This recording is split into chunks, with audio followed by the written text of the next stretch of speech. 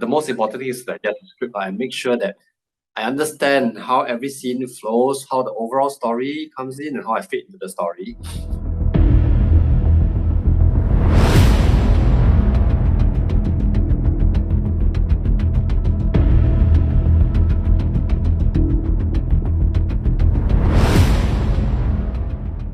We want to capture the best part of him, best part of how he portrayed Ryan as a character, and also how he visualized the story.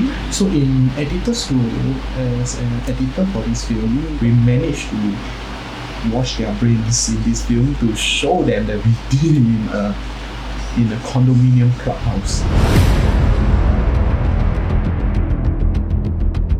Basically understand the motivations and also what the character is feeling at that particular point of time. So what I did was that I tried to understand for that particular scene what the character is feeling, and I will tie it to something that I've experienced before in a similar situation. I also need to be mindful of how I actually look on screen. So I may feel that, hey, this is the actual reaction, this is a good reaction. But on screen, it looks different.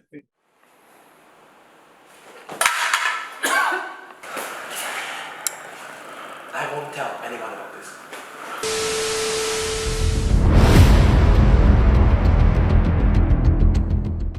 I mean, I gotta get like feedback first from other people, see what can be improved and what exactly is not really right about the acting. So you see let's say like you show it to like your lecturers and your friends, and they feel like, oh, the acting here can be like better. Then there's like specific frames where instead of him having to show that he's shocked, it makes him look like he's like evil like that. So you get the feedback. Then after that, you gotta like for reshoots especially, that's like the most important part where you can really emphasize on the performance more. So when you want to tell the actors what they have to feel, then during reshoot, I think it's like the best time to do it, because you can use more words that can describe. And some more reshoots is when it's an improved version of like your actual shoot. So you've learned from your actual shoot, and then reshoot, you can think about words that you want to say to the actors, think of like analogies, and find better ways to improve the acting of the actor. Yeah. I don't know, I guess based on like feeling, like see how well we will be able to fit in all our things in that deadline. So like then I send it out, and then if people don't have certain deadlines need to be changed, then I'll change it accordingly to accommodate everyone. Yes. So it was quite a tough process because initially our director wanted to shoot in a mall, and especially as students, it is really hard to gain permits or to even get accepted to shoot in something like that. We did go on a location recce and scout for suitable locations in the event that we could shoot in a mall, but we came to the agreement that a much more appropriate place for something like this would be a very modern styled condominium. So fortunately enough, I had a friend whose mom was quite close to the condos committee, so they gave us the green light and allowed us to shoot at a place called Changi Rise Condo.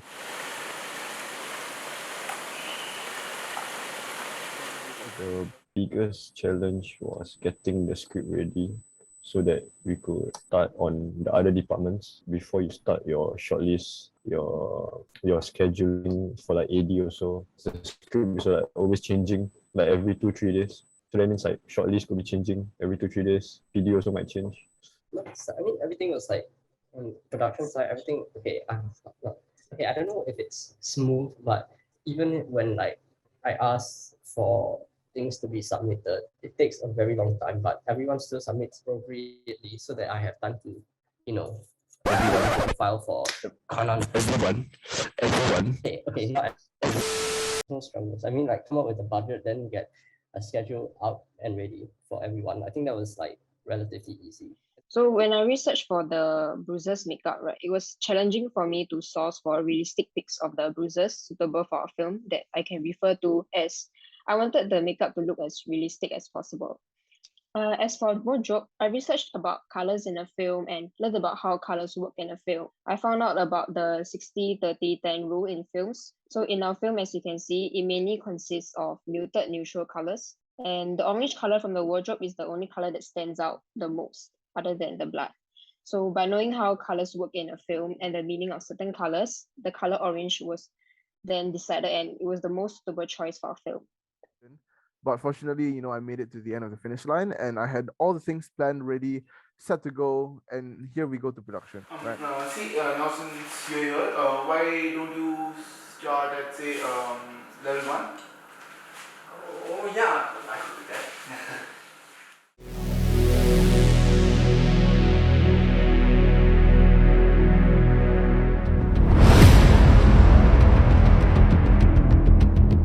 The biggest challenge, time management. It means like we have to like shoot for coverage, and that also mean that biggest problem was actors' performance. We can't really handle that. And because you shoot for coverage, yeah, and you have to like do fast, I can't really review all the time. So it's just like I just hope the footage was good enough. Make sure like boom not in shot or something, or we not in reflection. Haha, JK.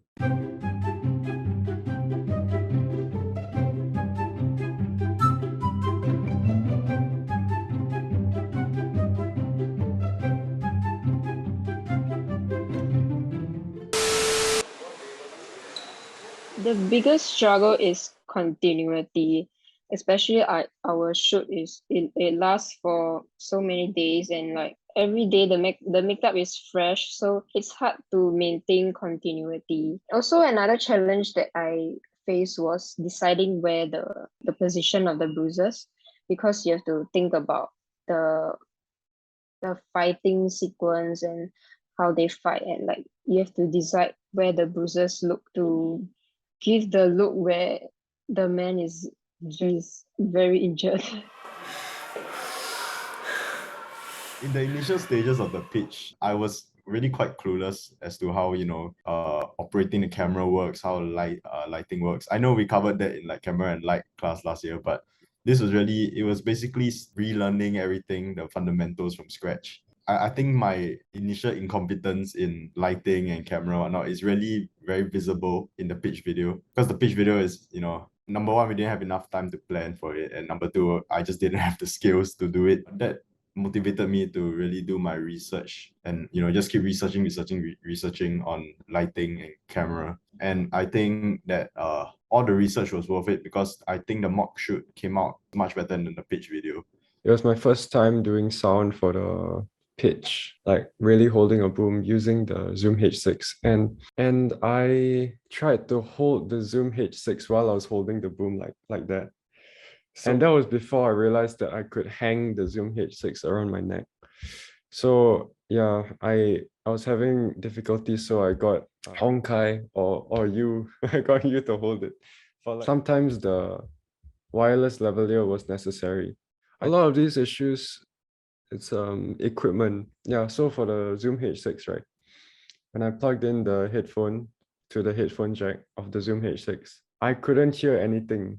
It was not registering, but I realized that it could register that my headphones were plugged in only if I push it a certain way. Yeah, and because I learned that I need to use the wireless lavaliers, then I tried to use more of the wireless lavaliers. Got the wireless lavalier got one problem. The connection, so every time the actor move a bit, the connection move a bit, then got a very scratchy sound. Yeah, so I ended up borrowing Gavin's mic. He lent me you lent me your wireless, no, not wireless, just a lavalier mic. And then I used it instead of the one that came with the wireless lavalier. Yeah. One of the most stressful moments of the entire shoot, especially for the assistant director, because I feel like my biggest goal is to be quick on my feet. It's because things will definitely go wrong in a shoot. I was told that 100,000 times, and I was prepared, but I did not realize the scale to which everything that could go wrong went wrong. Was the big blow was after our first day of shoot, and we finished at 2 a.m. and we were fine. The next day we showed up and management told us, guys, you need to stop at 10 p.m. That was quite a tough blow on all of us, director included, everyone, the cast.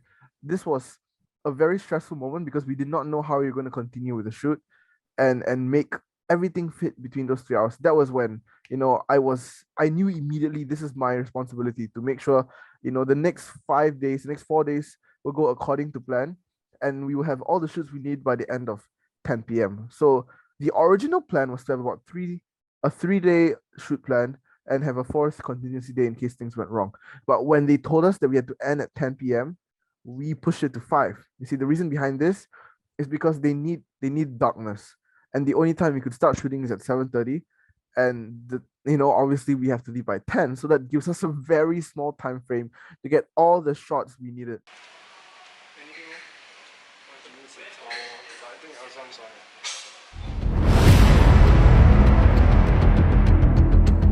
Shoot the next day, I already started editing. I already done starting audio syncing, which is the struggles I face. Every day I have a lot of things to sync, and I have to hear the audios, especially in Premiere Pro. I need to hear. We started the audio syncing and rough idea how the story look like based on the script. Oh no, this film. Oh no, which audio, which take is this? And I always use that's one of the reference to show me the syncing stuff from there, and I can start to cut. So To help the editor out, okay, one thing, he must hear the scene number, shot number, take number very clearly, right? And he must also hear the clap sound clearly, right? So to make sure that you hear it very clearly, I sometimes adjust the gain, increase it a bit, but I also remember where to go back to. And yeah, overall, I think that the lighting in the final product, like in the main shoot, was not bad, I think, for my first time. And I think the camera work was also pretty good for my first time, and quite a lot of people have come up to me and said that, not bad, you got potential and whatnot. So I think that shows that maybe I can continue down this path. Hey, here lah, blind lah.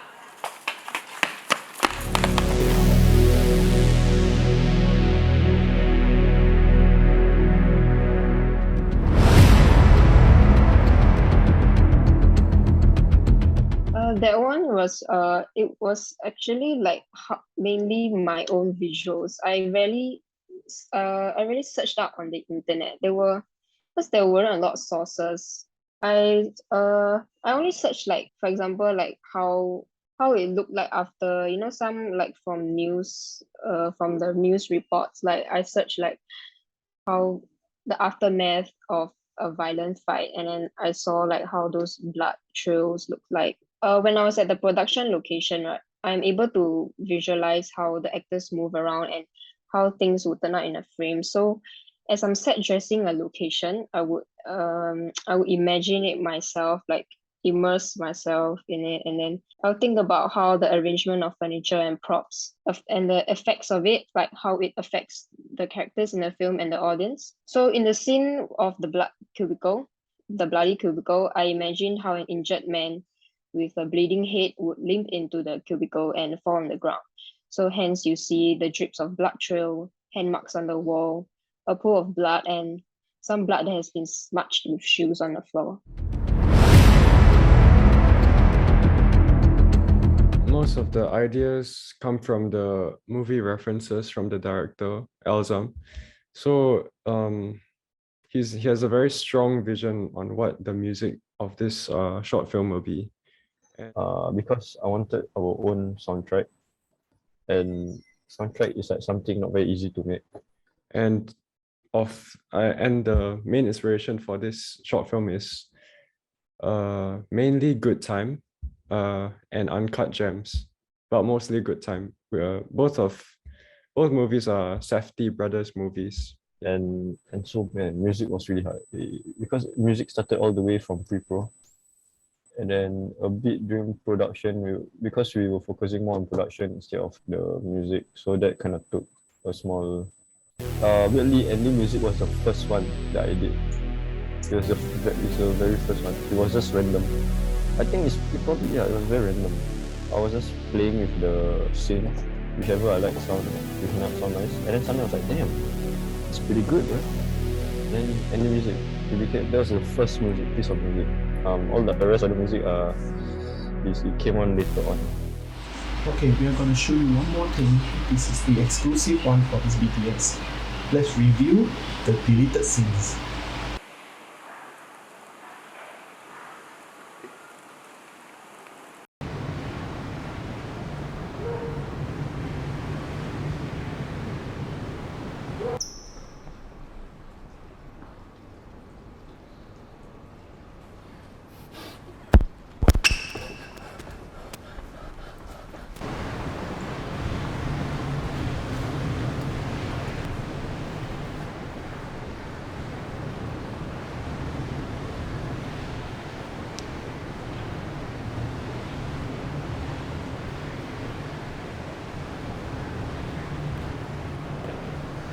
Yo, Mil, you saw Ryan? Try looking by the stairs.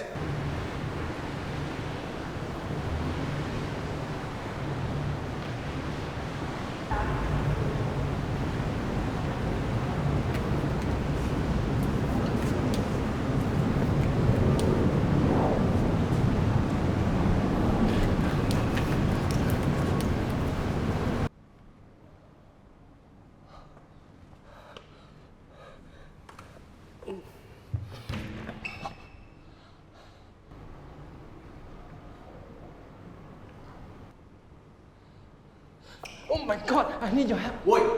Can you stop shouting and get out of my way? I- Now that you What? can see me, I- can't say anything, get out. no. You can't come this way. I'm washing the floor. If the floor is wet, you go that way better.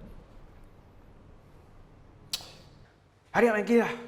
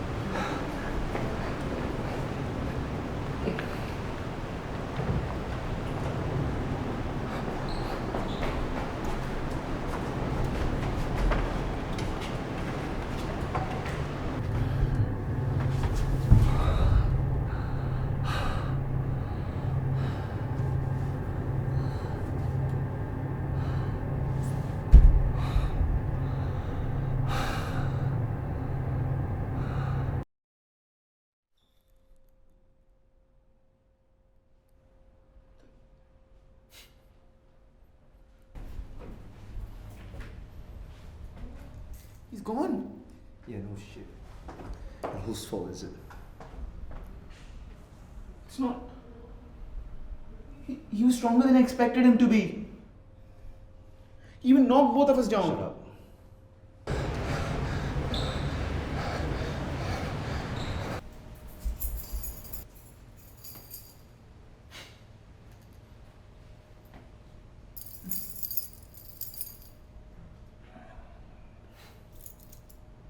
Do you have your knife with you? Mm-hmm. Good. We have to find them fast. And if we don't, their blood be on your hands.